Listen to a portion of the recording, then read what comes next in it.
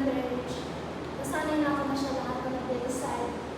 Kapag may problema siya, gumagawa ng paraan. Ngayon, feeling ko incompetent na ako.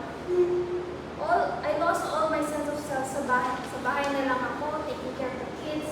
I haven't practiced as a CPA for like, what, 15 years? I don't even have to make minor decisions. Subukan mo naman kausapin mo. Oo, maraming beses. Sinabi niya dahil siya ang padre ng pamilya. Siya ang mag-desisyon pag may problema. Siya rin daw ang bahala. Lahat ng sasabihin niya, atas na. Wala nang diskusyon. Marami naman talaga ganyan. Gusto mo gawin. Gusto ko muna lumayo sa kanya. Can you put aside those feelings for your kids? Alam ko sa confusion dapat gawin ng isang ina para sa mga kanila. Pero paano ko sila alagaan at palalakihin kung ako mismo yung confident at insecure sa sarili kong bilang asawa, bilang ina? At hindi yung maintindihan ng maraming tao.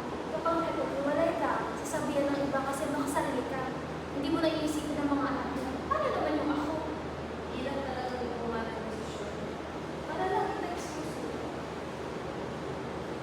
Kung magsalita ka, parang hirap na hirap ka mag-desisyon sa pagiging single.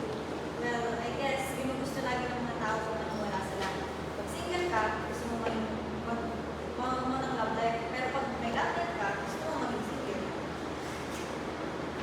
Alam mo, naiingit ako sa'yo, Ange.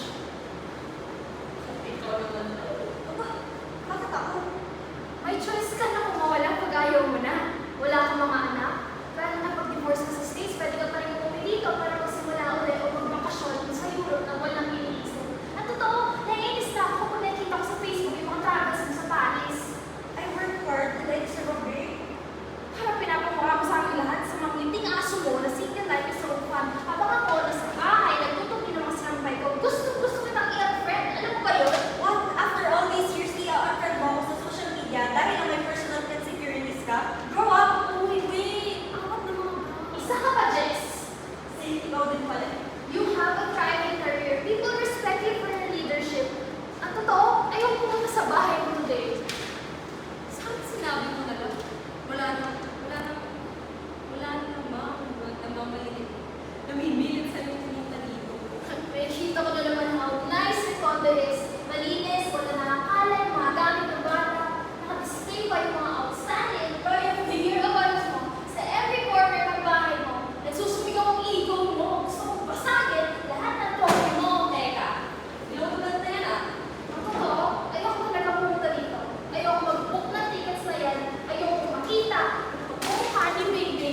At napakalala niya sa akin na siya pwedeng umalis para maghanap ng bago sa sarili niya, pero ako, hindi. Ayoko makita ang 8-4 sa concert, pero yung lahat ng kanta nila puro ilusyon. At ayoko pumunta sa concert dahil ayoko kayong makasama at maging bahagi ng mga perfecto yung buhay.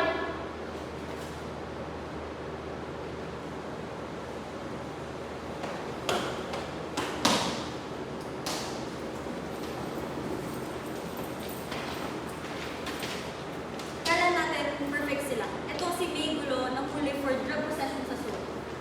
Ito si Nobaki, papalasa sa Hong Kong with underage girls. Kami rin ang perfect Barbs